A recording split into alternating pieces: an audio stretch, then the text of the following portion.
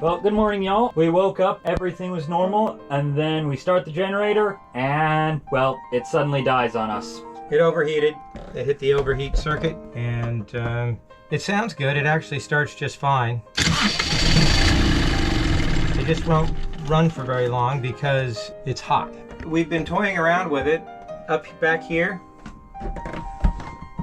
Back in that hole is the cap for the radiator, and the antifreeze is up to the top. We haven't been losing antifreeze. It tastes fine. It doesn't taste salty.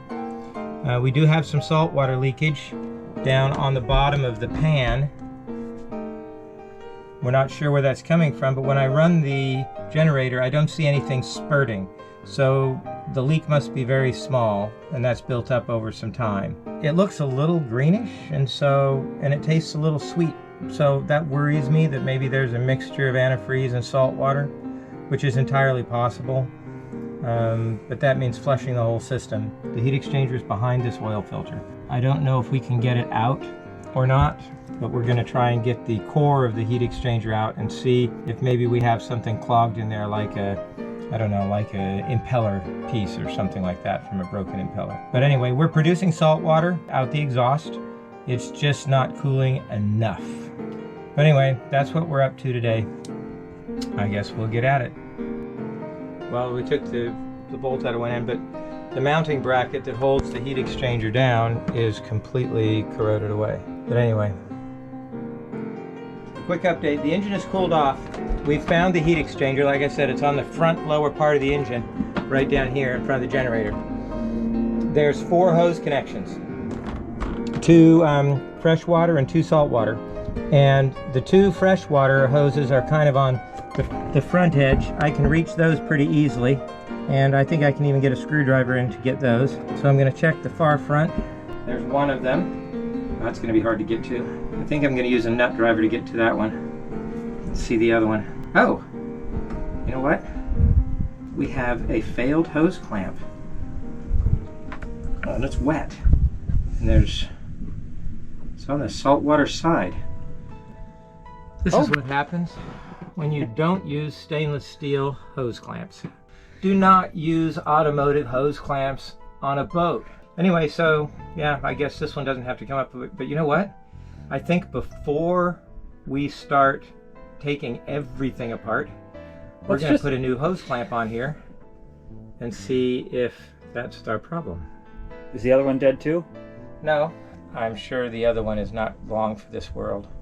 It is of the same type. I can feel it. So we're going to go find a hose clamp and put a hose clamp on it and see if it works. Just a quick little bit about hose clamps. This is your typical automotive hose clamp. There's holes cut completely into the steel. This is a higher end hose clamp that's all stainless steel, and you notice they're ridges, but they're not holes. This is the good type. This is not. So we're going to replace that hose clamp with the right kind of hose clamp.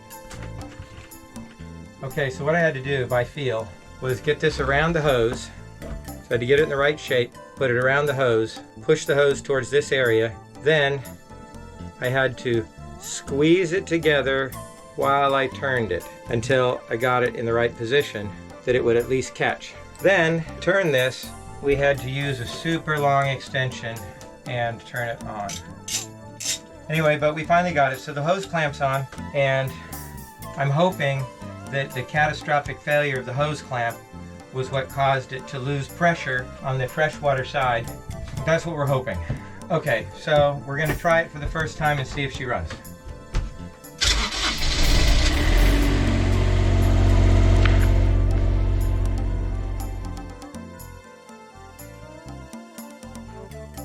Well, long story short, didn't work. Nope, we overheated. So it wasn't just that. There's something else going on as well. But that was a problem. Yes, it was a problem, but it wasn't the problem. Well, we took off one of the hoses on the heat exchanger and we found that it is in fact clogged. We've got all of these little pieces of impellers, and it looks like from years of impeller failure, not just one. So there are definitely a clog in the heat exchanger. The question is, how bad is it? How far does it go? So we're going to continue trying to dig other pieces out. Okay, we'll get back with you after we've fussed with it a little. A little lesson on how most clogs work. Most clogs are only really strong from one side of the flow. So what we did to get all this out is we just went to the other side of the pipe and dumped water down it at the exact opposite direction it was wedging. Flush out all of the pieces. Yep, and that's what we got. It was not just in this tube way down there. Yeah. It was also in this hose. And there's still stuff in here.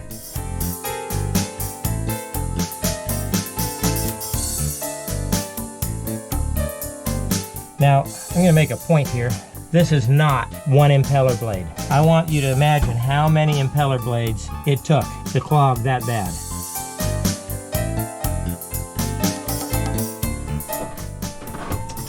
Yes, hi. Yes, I know. Your world is falling apart. Everything's over. The world is falling apart because your entire bed is taken up. So I think we now know what happened. Of course, we did have a clogged heat exchanger. We know that was the case, but everything was working. We know that we had a bad hose clamp on the freshwater side. Now, when that hose clamp failed, that caused a catastrophic loss of antifreeze. And in fact, our bilge is full of antifreeze right now, quite a bit of it. We're putting more antifreeze in the system. We've checked it and it is pretty dry in there. Not completely, but it's pretty dry. So we're gonna put more antifreeze in and then we're gonna test it again. But I think here's what happened. Number one, the water temperature outside is 97 degrees to 100. So we've been running the generator with a partially clogged heat exchanger and it's been getting by at 175 to 200 on the temperature. So that means we've been pushing the pressure on that coolant system until it finally popped the hose clamp.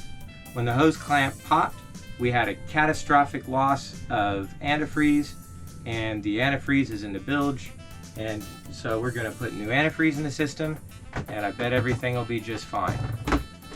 We were producing raw water, even with all this stuff in there, but obviously we weren't producing it well enough. I think that everything will be fixed in about an hour.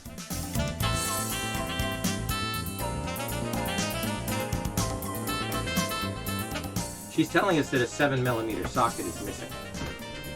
See? Come look, 7mm socket's missing. Okay. Okay, so we got the hose back on.